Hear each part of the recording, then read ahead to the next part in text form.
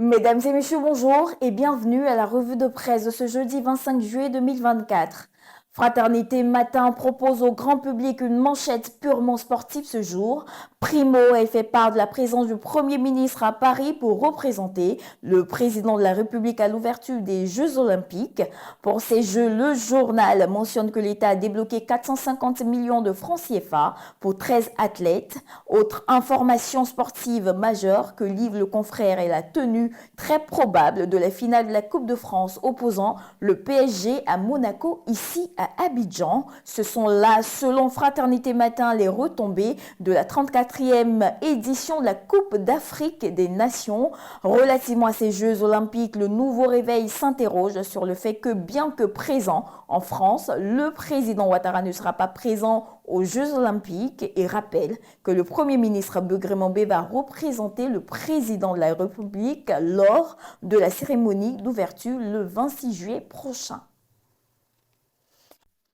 Le mandat nous fait changer de sujet, nous permet de nous intéresser à la Sotra qui sera remise à flot par les actions de management du ministre des Transports Amadou Koné. Ainsi, en visite hier sur les installations de l'entreprise, Amadou Koné déploie un véritable plan Marshall, indique le mandat.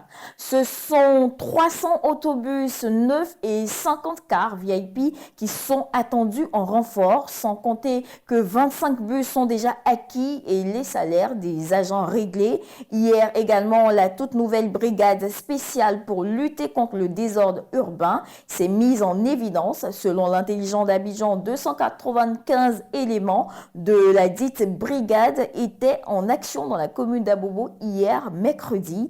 Outre la salubrité urbaine, le gouvernement met un point d'honneur sur la santé des populations. Dans le cadre de la lutte contre la dengue, le Jour Plus relaie les grandes recommandations du gouvernement aux populations, non sans rappeler les 3 gestes dangereux à éviter.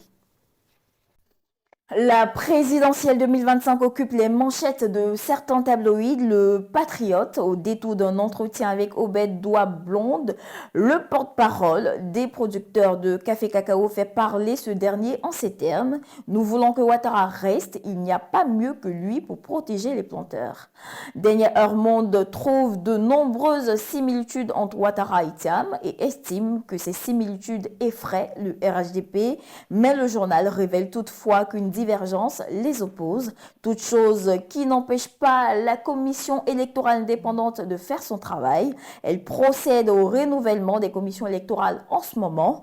Et pour le matin, le RHDP a préparé minutieusement l'opération et s'interroge pourquoi l'opposition a si peur du jeu démocratique.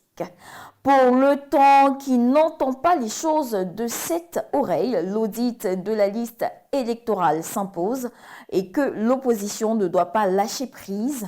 L'Inter, de son côté, rapportant la campagne de sensibilisation du président de la CEI en prélude à la présidentielle 2025, estime qu'un important message a été passé aux policiers hier. Avant donc de refermer cette revue de presse, lisons la manchette de Soir Info qui nous rapporte un autre suicide. En effet, à Cocody, en pleine nuit, une dame sort de son lit, traverse le salon et se jette du 3e étage d'un immeuble. Terminons à l'international avec l'Inter qui informe qu'en vue de discussions franches, une délégation nigérienne est à Cotonou pour rencontrer le président béninois Patrice Talon. Mesdames et messieurs, voici ainsi égrené l'essentiel de l'actualité. Nous vous donnons rendez-vous demain, même heure, même canal. D'ici là, portez-vous bien.